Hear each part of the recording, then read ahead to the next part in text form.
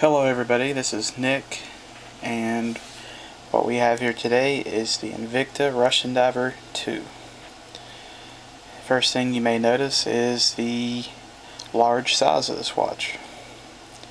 This isn't a watch that most people would wear, but it's a watch for people who maybe enjoy the style, or who are like me, and I just enjoy large watches. This watch flat out makes all my other watches look right down puny. So we'll go ahead and look at some of the features here.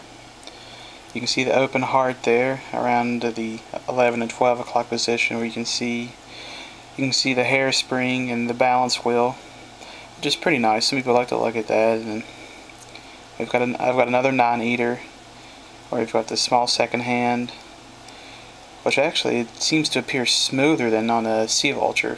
So I'm not sure what that's about, but just something I've noticed. A lot like the Sea Vulture, this is the Unitus 6497 hand winding movement. And for those of you who are wondering about the size, this watch is 52 millimeters across without the crown and 58 width. So like I said, this is for someone who enjoys big watches, or someone with at least about a 7.5, maybe even an 8-inch wrist to really pull off pretty well.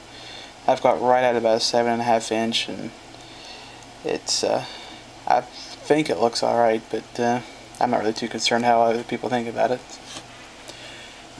As you can see here, we've got the canteen here at the 3 o'clock position, which unscrews to show the regular crown. And this canteen and the chain here are appropriate to the theme. This watch is derived from the original Russian Diver. For anybody looking for the original, it's actually even larger, and you can find some on eBay.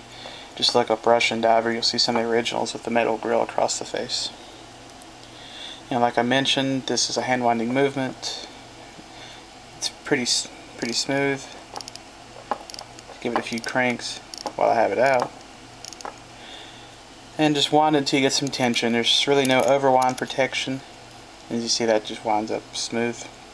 There's no overwind protection in the Unitus movements that I'm aware of, so I'll just wind them until I feel a little bit of tension, making sure you don't snap the mainspring, otherwise you have a big problem. You can see this watch is Swiss made, and again, here's the engraving on the side of the case. Some people like it, some people don't, and I don't mind it. It's kind of like free advertising for Invicta, but then again, it could be seen as something that just makes them a bit unique. That's up for you guys to decide. And here we have a nicely done case back. The engraving's not real deep, but gives you all the information you need. Stainless steel, Swiss made, mechanical movement. Although it's got diver in the title, it's only 100 meters resistant, which in all intents and purposes for me, that's fine. Case curve's pretty good. Like I said, you're still going to need a pretty large wrist, even though the case does curve pretty well. And if you have some chicken wings for wrist, you're going to have a bunch of hangover here, where the case hangs over the top of your wrist, and that might cause some issues.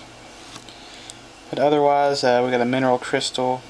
It'd be nice for sapphire, but like I said, street price on these are pretty low, and for Invicta in general, I picked this one up for $140, which is a steal. I feel a Swiss made watch, Swiss movement, just a fun watch to wear. I just wear it for fun. I just really enjoy it. Some people ask me why, and it makes me smile, so it's really all the reason I need. Things I'd improve, the leather strap's a bit on the flimsy side, 26 millimeters, and it's not really heavy enough to really hold the watch in place unless it's worn pretty tight. And really otherwise, the lume is pretty good, even though they're using Invicta's Trinite compound. It's coated very evenly, as you can't see here, but at night it's coated very nice. it's coated very thick. I can actually see where they've cut on the dial, and they've actually looks like it's been painted in. Something I've not seen on some of their other watches. But it's probably the brightest Invicta that I've ever owned. But it still isn't saying a lot, as it's still a Tri-Night. Otherwise, we have a signed buckle here. I'll try to let you take a look at it. Otherwise, if you buy one of these, you're going to have to get used to wearing it about an inch or two up on the wrist. That just keeps this from digging in the back of your hand. But the watch is so big, it doesn't really matter. No one's going to be able to tell that it's actually about 2 inches higher on your wrist. And before we end here today, I'll give you guys a peek at what it looks like on my wrist. Again, this isn't something everybody's going to agree with or like, but I don't care. Again, I'll take it out. The camera's kind of zoomed in for close up.